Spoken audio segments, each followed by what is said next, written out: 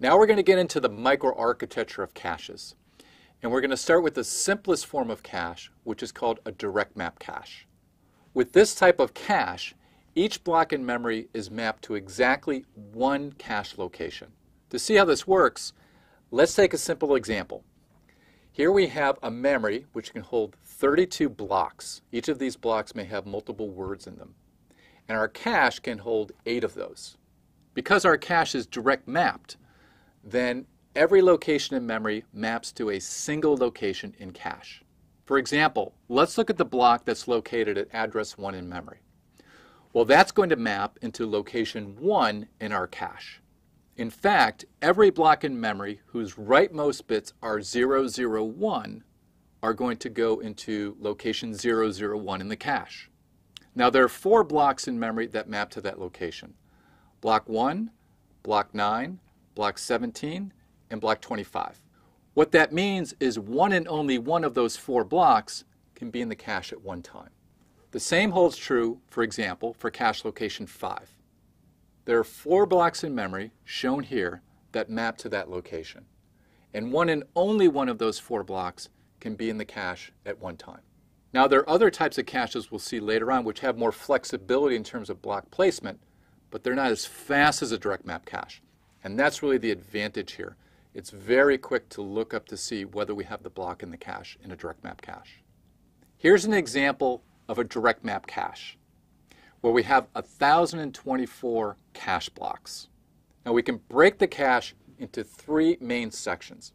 First is the data. This is the actual memory data that we're holding. And that data could be instructions for an instruction cache or data for a data cache. We also have what's called the tag. These are the bits that allow us to distinguish among the different memory blocks that can map to each of the cache locations. And finally, we have a valid bit associated with each location. And this tells us whether the contents of that location are valid.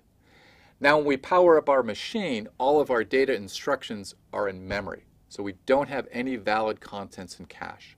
So our cache just contains random data. So initially, we set our valid bits to 0 to ensure that we don't read that incorrect data, that we go to memory first to get our instructions or data when we first start loading our program.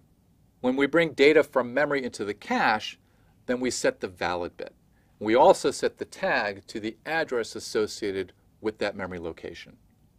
Now let's see how the 16-bit LC3 address that's formed in the EX stage is used to access the cache. In this cache example, we assume that each block contains 64 bits. Now that's 4 LC3 words.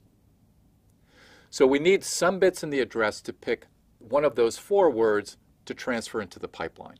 So we need 2 bits of the address to pick the specific instruction or data that we want to access. Those 2 bits go to a selector that pick the desired 16 bits out of the 64-bit block.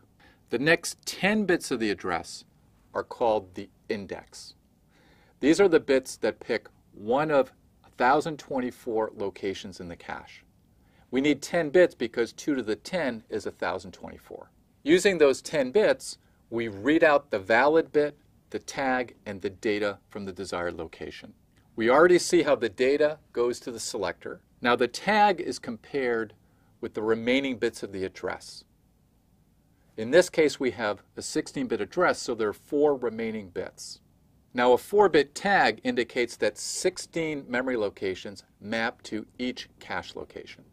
We compare the 4-bit tag of the address with the 4-bit tag that's in the cache. We need to do this because it could be that the block that we want is not there, but rather one of the other 15 memory blocks that map to this location is located there instead. Finally, we AND the result of that comparison with the valid bit from the cache.